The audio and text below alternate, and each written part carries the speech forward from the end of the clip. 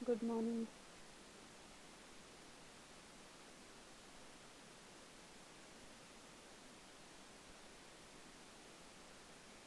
Good morning ma'am. Good morning बच्चे। Start करते हैं बेटा, सेकेंड यूनिट का लास्ट टॉपिक बचा हुआ है।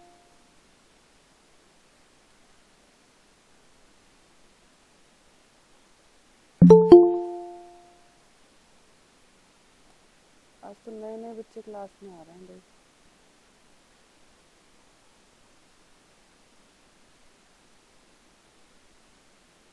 छोटा सा टॉपिक है, जल्दी खत्म हो जाएगा।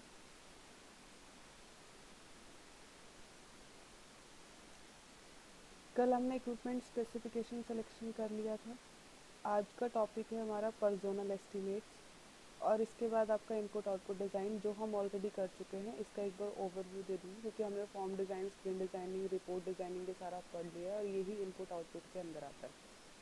तो पहले पर्सोनल एस्टिमेट का मतलब क्या होता है। पर्सोनल एस्टिमेट इज कितनी मैन पावर चाहिए हमें काम करने के लिए, कौन कौन से बंदे चाहिए हमें काम करने के लिए, उसके लिए हम लोग एस्टिमेट्स लगाते हैं। जब भी हमारे पास कोई नया प्रोजेक्ट आता है, हम जब स्टार्टिंग फेज में एनालिसिस करते हैं, उस टाइम पे हम लोग सारी एस्टिमेशंस करते हैं।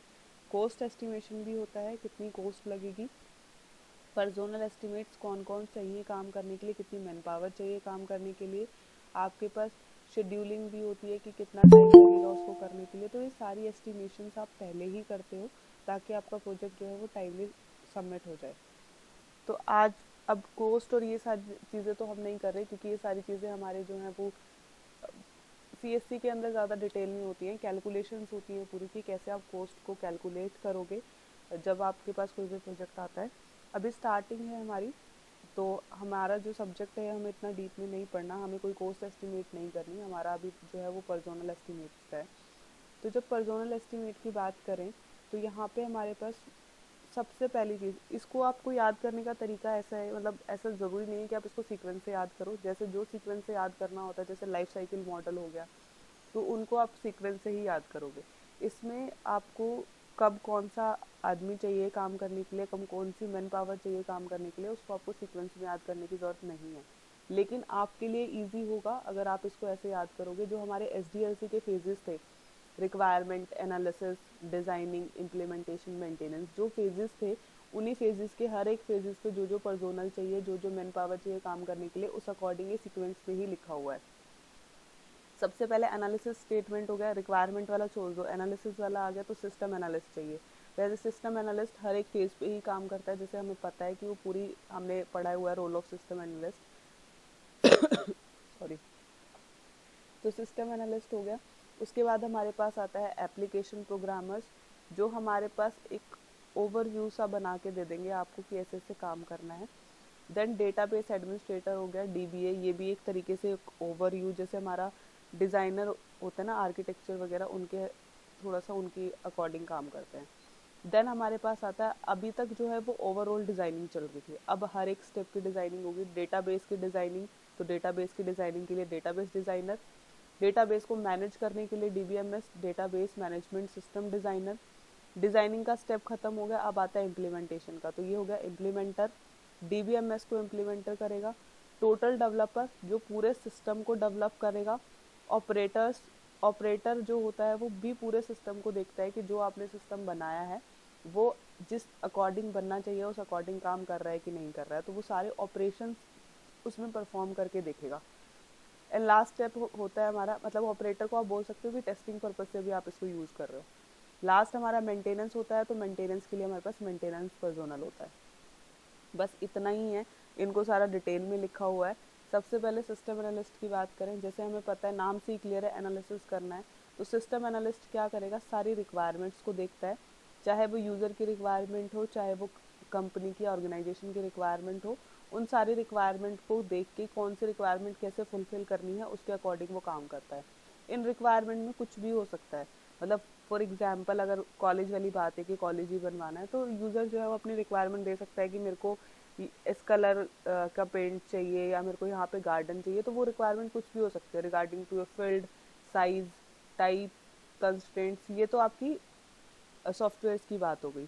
ठीक है, प्रैक्टिकल लाइफ में जैसे मैंने कॉलेज वाला है तो वो कोई भी रिक्वायरमेंट्स देगा, वो सारी रिक्वायरमेंट्स सिस्टम एनालिस्ट उनको लिखेगा, और उन सारी जो जो पूरी नहीं हो सकती वो वहीं पे नेग्लेक्ट करने की कोशिश करेगा उन सब चीज़ों को, और उनके बेसिस पे फिर आगे काम होता है। जैसे ही सारी एनालिसिस हो जाएगी उसके बाद जो भी आपने एनालिसिस करा होगा वो सारी एनालिसिस आप डेटाबेस डिज़ाइनर को दे दोगे, क्योंकि डिज़ाइनर जो है वो एक्चुअली डेटाबेस को आप डिज़ाइन करेगा।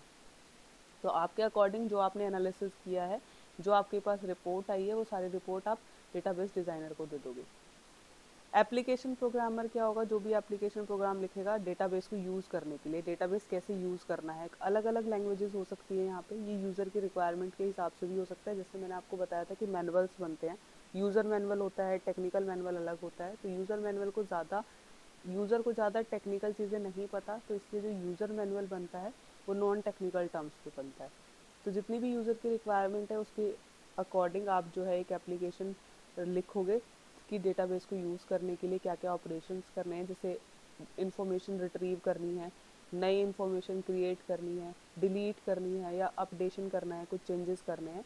तो इनके लिए हमारे पास अलग अलग लैंग्वेजेस होती हैं जिनको हम यूज़ करके उन पर काम करते हैं। नेक्स्ट है हमारे पास, जिसने एग्जाम्पल दिया हुआ, जैसे कोई भी प्रोग्राम लिखा है आपके बैंकिंग सिस्टम में क्रेडिट और डेबिट करने का, उसकी पीछे भी कोडिंग है। जब आपके अकाउंट में सपोज कि 50 रुपये हैं और आपने 30 रुपये निकाल लिए तो आपके पास 30 रुपये बचते हैं। तो वो सारी चीज़ें आपके पास मैसेज की फॉर्म में आती हैं कि आपने इतने पैसे डेबिट किए हैं और आपका टोटल अमाउंट इतना है। तो उसके पीछे भी एक प्रोग्रामिंग है। तो ये एप्लीकेशन प्रोग्रामर का काम होता है। नेक्स्ट हमारे पास आता है डेटाबेस एडमिनिस्ट्रेटर। डेटाबेस एडमिनिस्ट्रेटर क्या करता है, जो डेटाबेस को, मतलब ये एक पर्सन भी हो सकता है या ग्रुप ऑफ पर्सन्स भी हो सकता है, जो पूरे डेटाबेस सिस्टम को कंट्रोल करेगा। जैसे हमारे पास सिस्टम एनालिस्ट होता है ना, जो पूरे सिस्टम को एनालिस्ट करता है, पूरे सिस्टम को एनालाइज करता है, उसको कंट्रोल करता है। सेम हमारे पास डीबीए होता है, जो पूरे डेटाबेस पे काम करता है। देन हमारे पास आता है डेटाबेस डिज़ाइनर। अभी तक हमने कोडिंग कर ली, अपना लिख लिया, सारी रिक्वायरमेंट देख ली, अब हम उसको डिज़ाइन करना शुरू करेंगे। इम्प्लीमेंटेशन से पहले हम लोग डिज़ाइन करते हैं। जैसे मैंने आर्किटेक्चर के टाइम पे भी बताया था कि आप एक आर्किटेक्चर बनाते हो, तो मतलब जैसे कॉपी पेन पे नॉर्मल जब भी आप घर भी बनाते हो तो एक नॉर्मल मैप सा बनाते हो, तो वो डिज़ाइनिंग होती है। अब डिज़ाइनिंग में क्या बनाएगा, स्कीमा डेफिनेशन। कैसे स्कीमा इज़ लाइक कि स्ट्रक्चर, डेटाबेस का स्ट्रक्चर कैसे दिखेगा। अगर मेरे को स्टूडेंट का एक डेटाबेस बनाना है तो मेरे पास एक आउटलाइन सी बन जाएगी कि स्टूडेंट का बनाना है, तो उसमें स्टूडेंट का नेम, उसका रोल नंबर, उसका कॉन्टैक्ट नंबर, ईमेल आईडी, ये सारी चीज़ें मेरे को रखनी है। तो एक स्ट्रक्चर सा बनेगा, दैट इज स्कीमा। तो स्कीमा को डिफाइन करना है। स्टोरेज स्ट्रक्चर, कितनी स्टोरेज चाहिए, कैसे आप उसको एक्सेस करोगे, कैसे आप डेटाबेस से इंफॉर्मेशन रिट्रीव करोगे या उसके अंदर से कैसे इंफॉर्मेशन आप इंसर्ट करोगे, आप उसको एक्सेस कैसे करोगे, वो सारी चीज़ें हैं। Schema and physical organisation modification. Internal जो भी चीज़ें होंगी जो इंटरनली डेटा को स्टोर करेंगी, जहाँ पे भी हार्ड डिस्क वगैरह जहाँ पे भी हमारा डेटा स्टोर होगा, तो फिजिकल ऑर्गेनाइजेशन के अंदर आता है। तो वहाँ पे आप कैसे उसको मैनेज करोगे। ठीक है, डेटाबेस डिज़ाइनर की रिस्पॉन्सिबिलिटी है, ऑलरेडी मैं बता चुकी हूँ, बस उनको स्ट्रक्चर बनाना है और इन्फॉर्मेशन को स्टोर करना है। जब आपके पास डिज़ाइनिंग हो जाएगी, डेटाबेस डिज़ाइनर उसके और इम्प्लीमेंटर, ये जो है सबसे टफ और रिस्पॉन्सिबल जॉब होती है, क्योंकि आपको एक्चुअली में चीज़ें इम्प्लीमेंट करनी है। और इम्प्लीमेंट करने के लिए आपको सारी इन्फॉर्मेशन होनी चाहिए about your the hardware requirement, software requirement. क्योंकि फॉर एग्जांपल अगर आपने डिज़ाइनिंग बना दी, कॉलेज के वाला एग्जांपल ले लेते हैं, आपने एक पेपर पे डिज़ाइन ड्रॉ कर दिया, एक मैप बना दिया, आर्किटेक्चर बना दिया कि ऐसे ऐसे हमें काम करना है। तो जब आपने उसको ड्रॉ कर दिया है, सब आपने काम ख़त्म कर दिया है, तो उसके बाद एक्चुअली में जब इम्प्लीमेंटेशन स्टार्ट होगा, जिस अकॉर्डिंग आपने बनाया उस अकॉर्डिंग जब आप ईंटें रखोगे, ठीक है, आप जो भी आपको मिट्टी वगैरह चाहिए, सीमेंट वगैरह चाहिए, वो सारी चीज़ें आप लाओगे।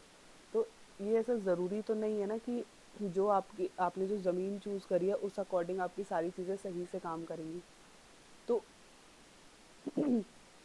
सॉरी, तो एक्चुअली जो डिज़ाइनर, जो इम्प्लीमेंटर होता है ना, उसको इन सब सारी चीज़ों की नॉलेज होनी चाहिए, तभी वो उसको बना पाएगा। अगर अगर जैसे अर्थक्वेक वाला एरिया है और आपको पता है कि यहाँ पे बहुत ज़्यादा अर्थक्वेक आता है और वहाँ पे आपको कुछ बिल्डिंग बनानी है, तो आप उस अकॉर्डिंग बिल्डिंग को बनाओगे ताकि जब भी अर्थक्वेक आए तो उसके अंदर मेरे को कोई नुकसान ना हो।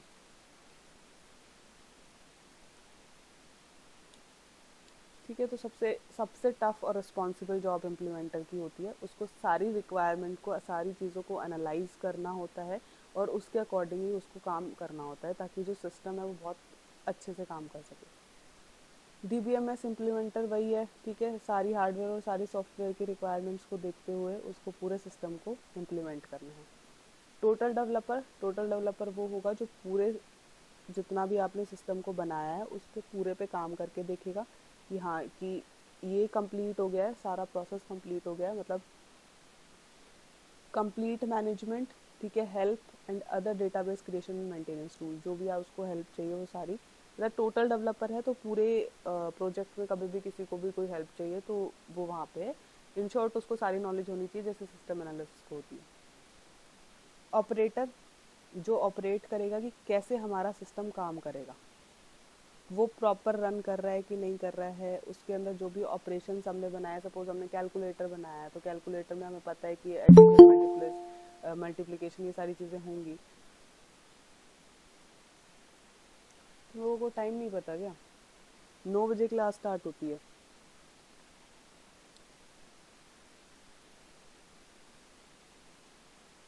ठीक ठीक है, पूरे सिस्टम की रिस्पॉन्सिबिलिटी ऑपरेटर पे होगी कि अगर मैं 1+2 कर रही हूँ तो मेरे को 3 आंसर मिलना चाहिए, अगर 2-1 कर रही हूँ तो 1 आंसर मिलना चाहिए। तो कैलकुलेटर अगर बना रहे हो तो पूरी रिस्पॉन्सिबिलिटी वो प्रॉपरली काम कर रहा है कि नहीं कर रहा है, वो हमारे ऑपरेटर के अंदर आती है। मेंटेनेंस पर्सोनल की बात करें, लास्ट स्टेप होता है हमारा मेंटेनेंस का। तो जो भी काम होगा, पूरी सॉफ्टवेयर हार्डवेयर की मेंटेनेंस, जो फाइनल काम होता है वो मेंटेनेंस पर्सोनल करता है। कोई भी रिपेयर की ज़रूरत है, कुछ भी चीज़ प्रॉपरली काम नहीं कर रही है, क्या एरर उसके अंदर आ रहे हैं, तो वो सारा काम मेंटेनेंस पर्सोनल का होगा। ठीक है, जो हमने बहुत ईजी सा है, जो हमने SDLC के फेजेस पढ़े थे, हमें पता है SDLC के फेजेस पे क्या होता है, रिक्वायरमेंट में क्या होगा, डिज़ाइनिंग में क्या होगा, इम्प्लीमेंटेशन में क्या होगा, मेंटेनेंस में क्या होगा, हमें सब पता है। और उन्हीं के लिए हमने एक एक दो दो बंदे हायर कर रखे हैं हर एक स्टेजेस पे काम करने के लिए। हमें पता है मेंटेनेंस क्यों करते हैं, तो मेंटेनेंस पर्सोनल क्या काम करेगा हमें ये भी पता है। तो बहुत इजी सा टॉपिक है, एक बार पढ़ोगे, हेडिंग्स तो याद करनी पड़ेंगी, बाकी उसके अंदर क्या लिखना है वो इजीली क्लियर हो जाएगा। अब last topic input output designing. अच्छा, कुछ क्वेश्चंस हैं जो आपके साथ ही दिखे हुए हैं। जो पहला क्वेश्चन है, क्योंकि चैप्टर वाइज क्वेश्चंस है, जो बुक थी ना उसके मैंने फोटोज़ लगा रखे हैं, तो इसमें इस चैप्टर के अंदर हमारे पास हार्डवेयर सॉफ्टवेयर वाला और ये दूसरा टॉपिक हमारा पर्सोनल वाला, ये दो टॉपिक थे इस चैप्टर में। तो इसमें जो पहला क्वेश्चन है वो है, what are the various thing to do before hardware and software selection. कल हमने पढ़ा था हार्डवेयर सॉफ्टवेयर सिलेक्शन, और बिफोर भी पढ़ा था हमने कि जब भी हमें कुछ सेलेक्ट करना है उससे पहले हमें क्या करना होगा, बिफोर सिलेक्शन हमें क्या करना है, वो सारे पॉइंट्स कल बता दिए थे। Right short note on bench mark के ऊपर आपको शॉर्ट नोट लिखना है। बेंच मार्क जनरली हम लोग यूज़ करते हैं, जैसे हर एक कंपनी का कोई लोगो होता है तो उसके ऐसे ही हमारे पास बेंच मार्क्स होते हैं जो हम यूज़ करते हैं। Explain the guidelines for software selection. Criteria पढ़े थे कल हमने सॉफ्टवेयर को सेलेक्ट करने के लिए कि वो रीडेबल होना चाहिए, ठीक है, वो सारी चीज़ें हमारे पास हैं, फ्लेक्सिबल होना चाहिए। तो आपको अगर कोई भी सॉफ्टवेयर सेलेक्ट करना है तो उसके लिए आपको गाइडलाइन लिखनी है, तो आप एक्सप्लेन कर सकते हो। इवेल्युएशन प्रोसेस क्या है, इवेल्युएशन प्रोसेस जब भी हम कोई वेंडर को सेलेक्ट करते थे तो उससे पहले हम इवेल्युएट करते थे, तो वो भी आप बता सकते हो कि इवेल्युएशन प्रोसेस क्या है, कैसे आप इवेल्युएशन करोगे। Discuss the procedure in vendor selection, vendor को कैसे सेलेक्ट करोगे, ये भी कल कराया था। वेंडर के अलग अलग चीज़ें, उसका आपको बैकग्राउंड भी चेक करना है, सारी चीज़ें आपको चेक करनी है, पूरा एवेलुएट करके एनालाइज करना है, उसके बाद आप वेंडर को सेलेक्ट करोगे एंड देन आप पेमेंट करोगे एग्रीमेंट को साइन करने के बाद। Define all the personnel involve in system development, ये तो अभी कराया है, कौन कौन से पर्सोनल इन्वॉल्व होते हैं सिस्टम डेवलपमेंट में, तो ये आ जाता है। नेक्स्ट टॉपिक हमारा जो लास्ट टॉपिक है, इनपुट आउटपुट डिज़ाइन। वैसे मैंने यहाँ पे लिखा है सेम एज फॉर्म डिज़ाइनिंग, ठीक है, तो इसको देख लेना, वही है बिल्कुल जो हमने करा था। डिज़ाइनिंग हमारे पास इनपुट और आउटपुट डिज़ाइनिंग हो गई। इनपुट में हमारे पास फॉर्म और स्क्रीन हो गया, आउटपुट में हमारे पास इंटरनल और एक्सटर्नल है, ठीक है, ये मैं ऑलरेडी करा चुकी हूँ। तो जो बच्चे अब अभी क्लास ले रहे हैं उनको पता नहीं होगा, तो थोड़ा फास्ट हो रहा है ये, ठीक है। फॉर्म डिज़ाइनिंग, ये हमारे पास अलग अलग तरीके के फॉर्म थे। स्टार्टिंग के 3 में हमारे पास कार्बन कॉपी होती है, ये ऑलरेडी करा चुकी हूँ, और NCR जो है वो हमारा नॉन कार्बन कॉपी होती है। देन हमारे पास आउटपुट में इंटरनल और एक्सटर्नल होता है। इंटरनल में हमारे पास रिपोर्ट है।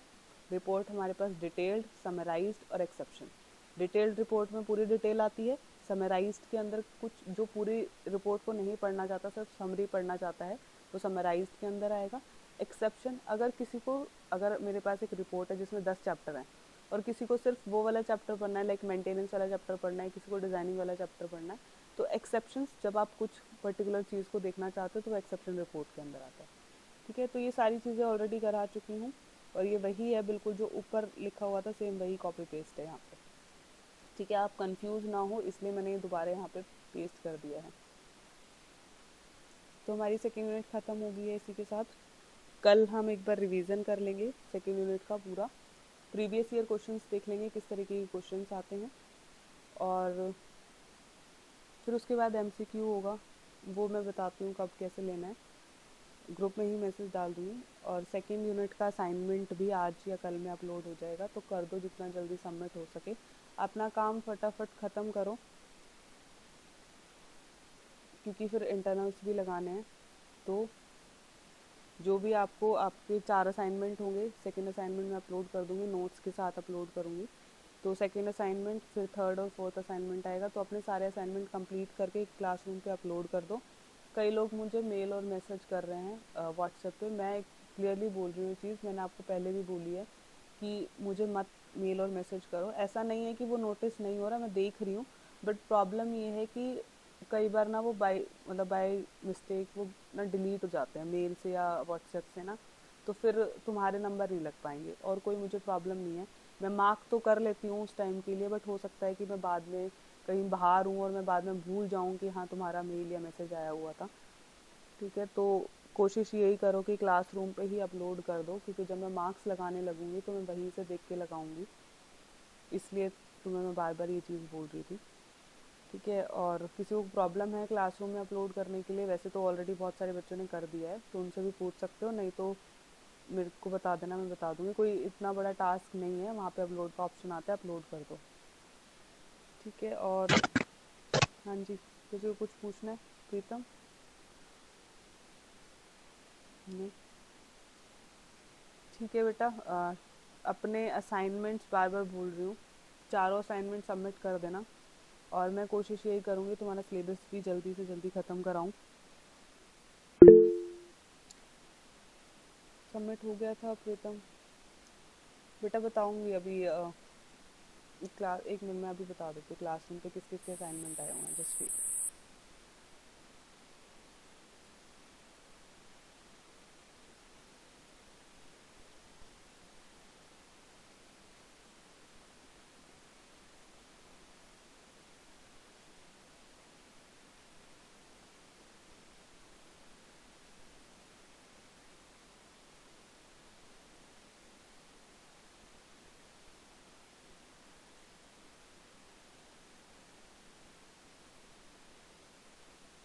यहाँ पे देखो 7 बच्चों का असाइनमेंट दिखा रहा है। ठीक है, मैं इस पर क्लिक करती हूँ किस किस के असाइनमेंट है यहाँ पे। आदित्य, भानु, भावना, बुलबुल, कोमल, प्रीतम और सानिया। ठीक है, ये 7 बच्चों के असाइनमेंट मुझे यहाँ पे दिखा रहा है।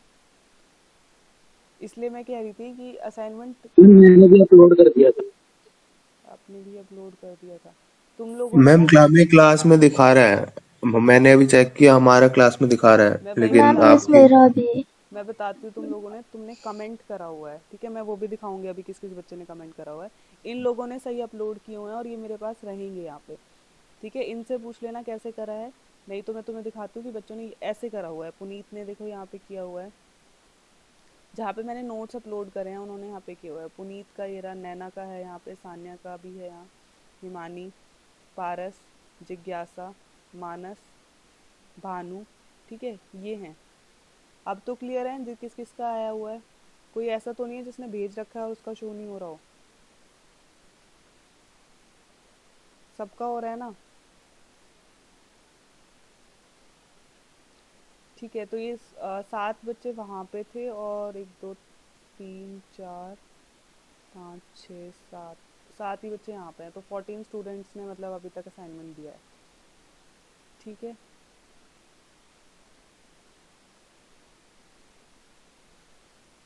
बाकी भी अपना सबमिट कर दो।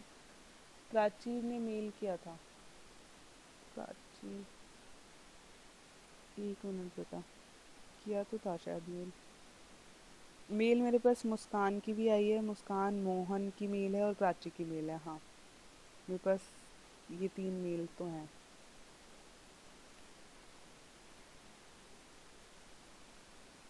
ठीक है, तो 3 बच्चों का और हो गया, मतलब 14 और 317 स्टूडेंट्स हैं, और तो किसी का नहीं है। ठीक है, ऐसे कंफ्यूजन होती है अब, इसलिए मैं तुम्हें कहती एक जगह रखा करो चीज़ें। अब आधों ने वहाँ का रखा है, आधों ने वहाँ का रखा है, आधों ने वहाँ का रखा है, नंबर लगाने लगती हूँ तो किसी का रह जाएगा, फिर कहोगे इंटरनल्स कम लगे। तो चलो, अटेंडेंस बताओ मुझे। अच्छा, मैं तुम्हें एक लास्ट चीज़ और बताना चाह रही हूँ। मोस्ट प्रोबेबली मैं कॉलेज छोड़ रही हूँ। ठीक है, तो इसलिए मैं सोच रही हूँ कि तुम्हारा सारा सिलेबस करा के और तुम्हारे सारे असाइनमेंट्स और एमसीक्यू लेके जाऊँ।